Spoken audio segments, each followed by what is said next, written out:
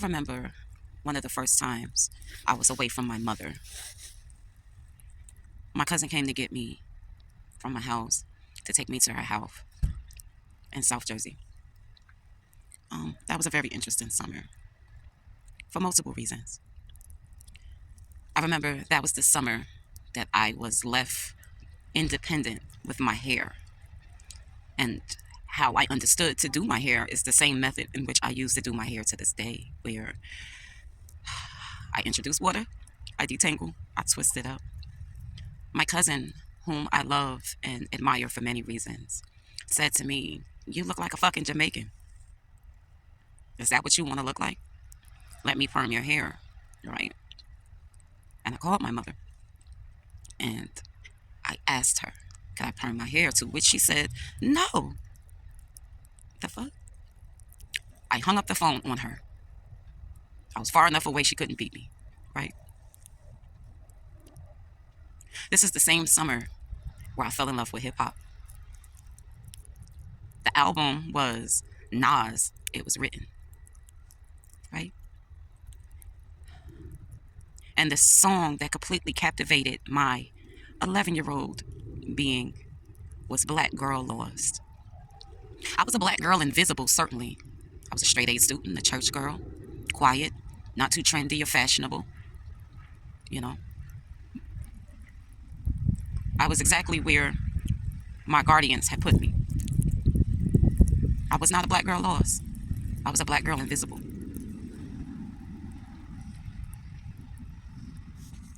I wish, watcher, viewer, subscriber, soulmate, lover, friend, I wish that I could tell you that that was the last time me and my mother had a disagreement. It was just the beginning of a pattern. Years after that, I did in fact become a black girl lost, or a black girl discarded. Depends on how you look at it. And yes, that song could have played a part in it,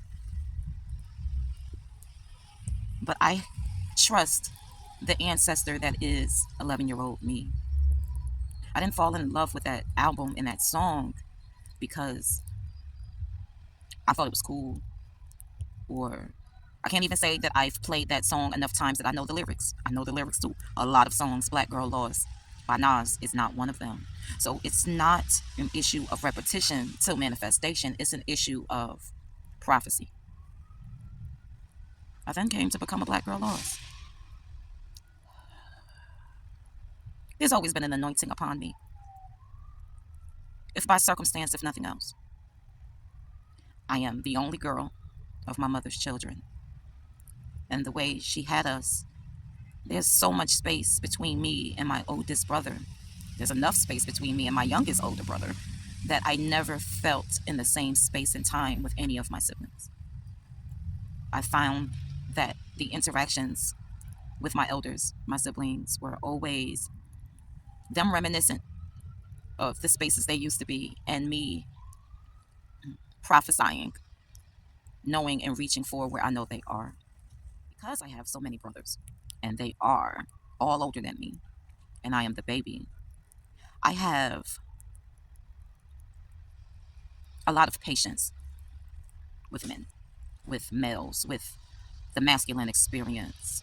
Some would say that I was programmed and conditioned for just that. And in the process of my affinity for the masculine and his experience, I listen. There is a lot of rumors and talk about what Erykah Badu does to men, right? And they reduce her to being a vagina. They reduce her to sexual acts. And when asked about why does she have the effect that she has on the men in her life, her response is dope as shit. She says, "I listen to them." And so, fan of my culture as I am, knowing wisdom when I hear it, I took that advice very personally, very to heart, very to spirit. And I began listening to men. Not just in relationships, like intimacy. I began listening to men holistically and totalically. I began listening to the conversations I hear men have on their cell phones, the lyrics to hip-hop songs, to the thing I heard my brother say one time, the thing that my ex-husband used to say to me constantly. I began listening, not to respond, not to react, taking none of it personally. I just simply began to listen. Honey, just listening. I will try my best to summarize what I heard. Or not really. I'm going to address what I feel to the need to address.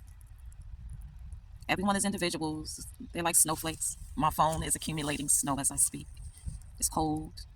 But we're going to get heard was a lot about men's relationships with women and their relationships with women is interesting, right? And amongst me listening to them speak about their relationships with women, I hear the term daddy issues a lot, right?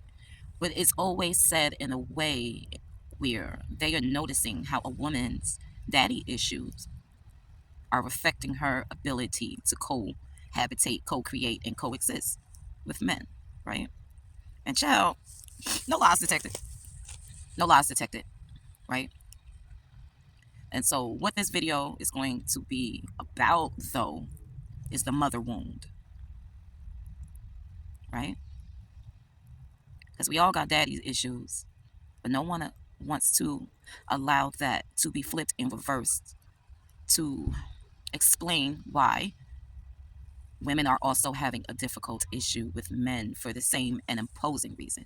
And I'm going to vocalize my opinion or my observation that we both have, meaning masculine and feminine, have parental issues. We have issues with masculinity. We have issues with femininity.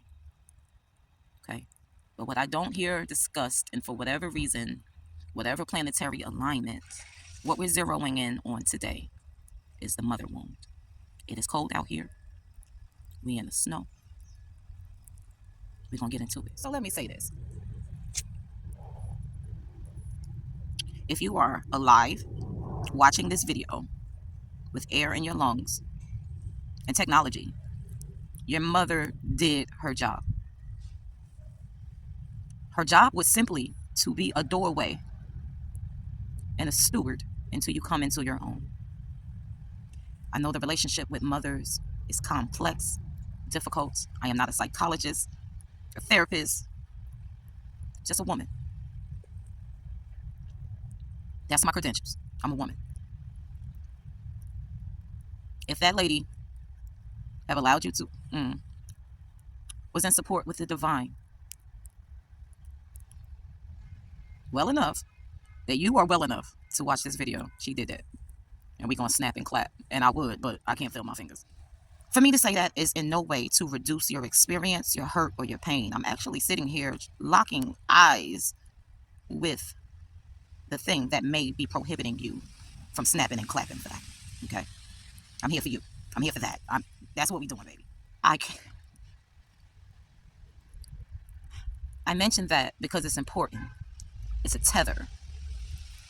It is literally the thing that will connect you with the part of you that will be able to entertain me. I'm just a lady sitting in the snow.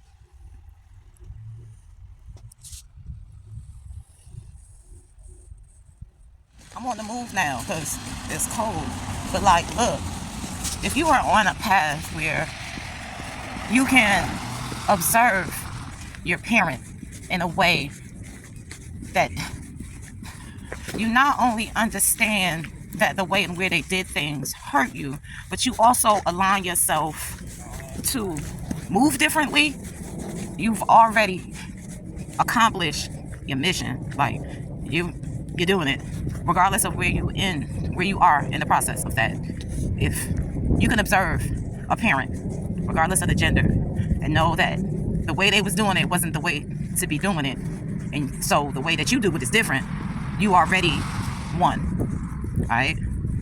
Already won. The thing is, this generation, our generation, if you are viewing this, is your generation. And if you are an exclusion to that generation, that makes you better than your generation. But never mind. If you are viewing this,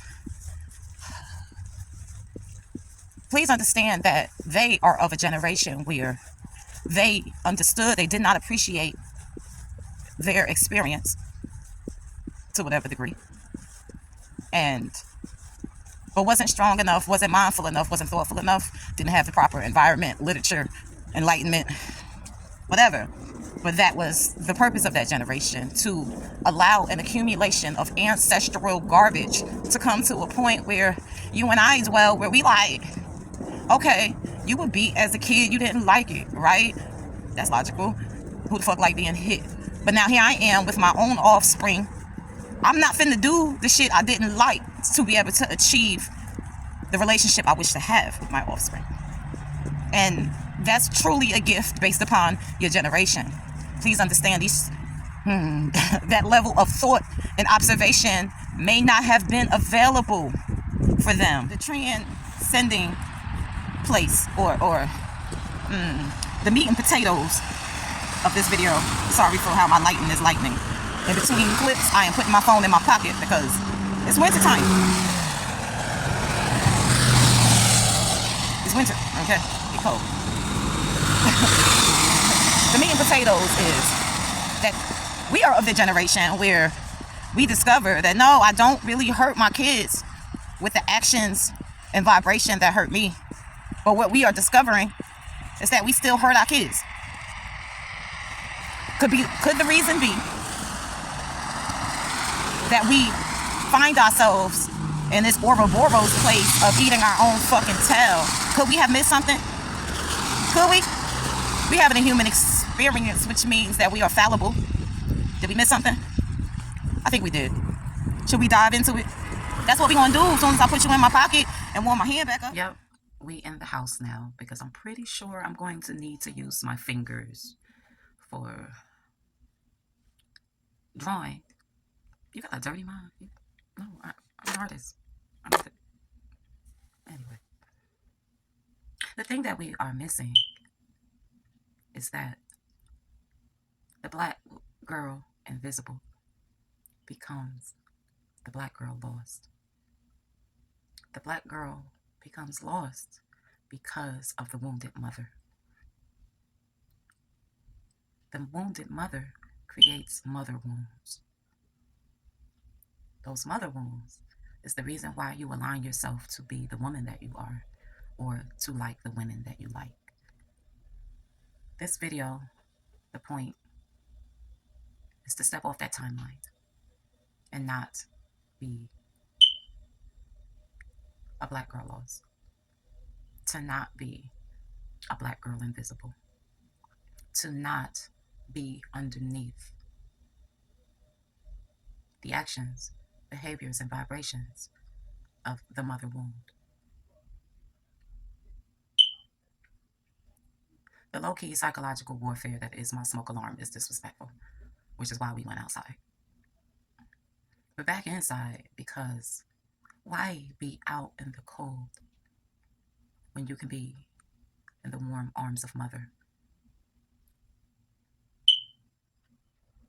Why be outside in the cold density, darkness of space when you can be in the warmth of the womb that is mother? Please understand, the beginning of that loop isn't a black girl invisible. It is our attraction to the womb. The womb that you are attracted to is a direct reflection and projection of where you are in the healing process. Please understand that your desire for warmth and womb is what got you on earth in the first fucking place. And if you were watching this, mom did that. She was only a bridge, a portal, a warm space when it was cold outside. And so you came inside. And the quality of that warmth unfortunately colored your perception of the world outside. But if you wish to keep the mother's womb, her warmth, her ability to selflessly nurture you. You have to let go of the wounds of a black girl lost, the wounds of a black girl invisible. And you can equally and oppositely apply this to daddy issues, whatever. Anyway, maybe I'll do daddy issues next. I got parental issues.